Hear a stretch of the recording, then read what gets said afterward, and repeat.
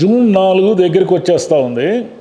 June 4 వచ్చిందంటే చాలామందికి గుండెల్లో రైళ్లు పరిగెడుతున్నాయి అంటారే. షాక్, టెన్షను, రాత్రిపూట్ల నిద్ర పట్టకపోవడము, పిచ్చి పిచ్చిగా మాట్లాడడము, ఇవన్నీ జరుగుతూ ఉంది ఆంధ్రప్రదేశ్లో. ఏమిటి, ఎందుకంటే అది రాజకీయ నాయకులకే పరిమితం అంటే రాజకీయ నాయకులకే పరిమితం కాదు. అది రాజకీయ నాయకులు టెన్షన్ పడి ఇప్పుడు అలసిపోయి ఎప్పుడెప్పుడు జూన్ 4 వస్తుంది స్వామి అని కాసుకొని ఉన్నారు. సరే, జూన్ 4 పొద్దున 10-10:30కి అన్ని టెన్షన్లు వదిలిపోతాయి. గెలిచిన వాళ్ళకైనా ఓడిన వాళ్ళకైనా అన్ని టెన్షన్లు వదిలిపోతాయి. తర్వాత గవర్నమెంట్ ఎవరిది రావాలి, ఎవరు మినిస్టర్లు, ఈ స్పెక్యులేషన్స్, ఈ గోళ ఇదంతా స్టార్ట్ అవుతుంది. అయితే సామాన్య జనానికి, ఇప్పుడు ఓటు వేసి వచ్చిన సామాన్య జనం ఉన్నారు కదా, వాళ్ళకేమి టెన్షన్ లేదు. ఎందుకంటే మనకి ఓటు వేసిన పార్టీ వస్తుందా రాదా అనేది కొంత ఆలోచన ఉంటుంది తప్ప, అసలు టెన్షన్ ఎవరికి పట్టుకుందంటే వేల కోట్ల రూపాయలు బెట్టింగులు కట్టేశారు. వైసీపీ గెలుస్తుందని, తెలుగుదేశం గెలుస్తుందని, ఇలా రకరకాల బెట్టింగులు కట్టేశారు. ఈ బెట్టింగులో ఏం జరుగుతూ ఉంది అంటే ఒక బ్రహ్మాండమైన వ్యాపారం జరుగుతూ ఉంది. ఈ బెట్టింగులు నడుపుతున్న వాళ్ళు, ఈ బెట్టింగుల నిర్వాహకులు ఏం చేస్తున్నారంటే వాళ్ళకి ఏదో కొంత కమిషన్ వస్తుంది దాంట్లో. అంటే వాళ్ళకి ఏమీ చేతి నుంచి పైసా ఖర్చు కాకుండా బోలెడు డబ్బులు వస్తాయి మీడియేషన్ చేసినందుకు. వీళ్ళంతా ఏం చేస్తున్నారంటే నిరంతరము బెట్టింగ్ అనేది, ఎవరు గెలుస్తారు ఎవరు ఓడుతారు అనేది చర్చల్లో ఉండేలాగా చూసుకుంటున్నారు.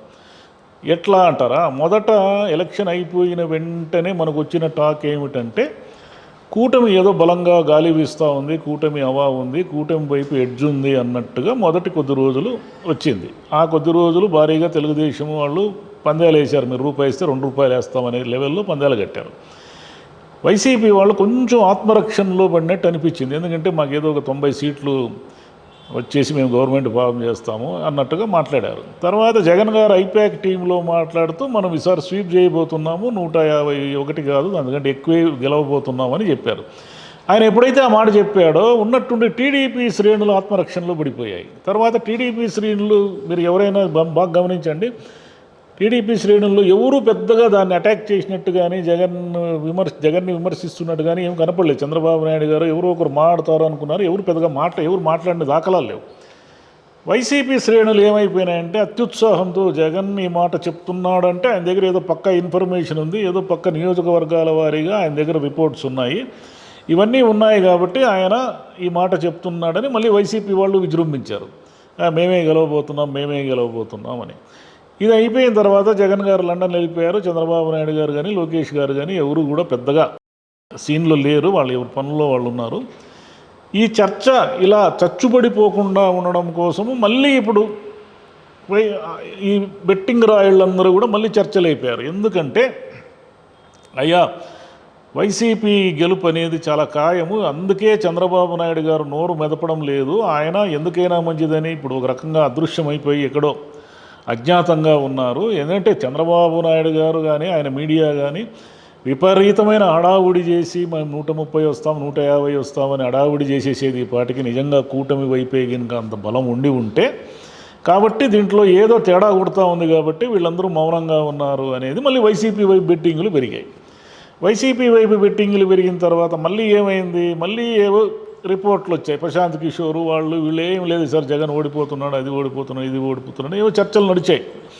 చర్చలు నడిచిన తర్వాత మళ్ళీ టీడీపీ వాళ్ళు ఇప్పుడు కొంచెం విజృంభించి లేదు మేము 120 వస్తాము, కావాలంటే రూపాయికి 2 రూపాయలు అనే లెవెల్లో వెళుతున్నారు. అయితే యాజ్ ఆన్ టుడే మనకు వస్తున్న రిపోర్ట్ల ఆధారంగా ఈరోజు ఏం జరుగుతూ ఉందంటే బెట్టింగ్లు ఈ పాటికే సుమారుగా అయిపోయి జస్ట్ జూన్ 4 కోసం వెయిట్ చేస్తున్నారు. కానీ ఈ 4-5 రోజులు వచ్చే డబ్బులు కూడా ఎందుకు వదులుకోవాలని బెట్టింగ్ రాయళ్ళు ఏమిటంటే దాన్ని హాట్ టాపిక్గా మార్చేసి ఇప్పుడేం చెప్తున్నారంటే లేదు వైసీపీ వాళ్ళు కొంచెం డిఫెన్స్లో పడిపోయారు, మీరు ఎక్కడైనా చూడండి, ఎక్కడైనా వినండి, వాళ్ళు ఏదో ఒక 90 మా గవర్నమెంట్ వస్తే చాలు అనే మూడ్లో ఉన్నారు. వాళ్ళకి ఎందుకో తేడా కొడతా ఉంది. లాస్ట్ మినిట్లో వచ్చిన మహిళలు, వృద్ధులు వీళ్ళందరూ కూడా మాకే ఓటేశారని నిన్న మొన్నటిదాకా నమ్ముతూ వచ్చారు.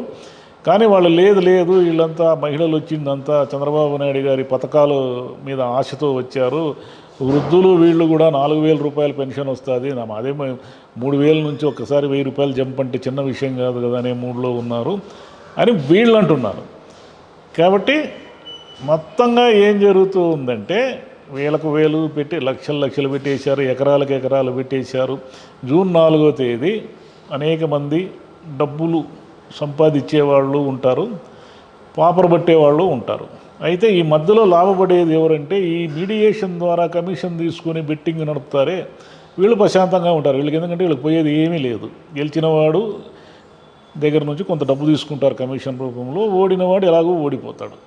కాబట్టి జూన్ 4 మొత్తం అంటే ఆంధ్రప్రదేశ్లో ఈ అసెంబ్లీ ఎన్నికలు ఉన్నాయి కాబట్టి తమాషా ఏంటంటే ఎవరు కూడా కేంద్ర ఎన్నికలు పోయినంటే సెంట్రల్లో బీజేపీ వస్తుందా ఇంకోటి వస్తుందా అని ఎవరు చర్చించడం లేదు. అసలు వాళ్ళకి ఆ మూడే లేదు.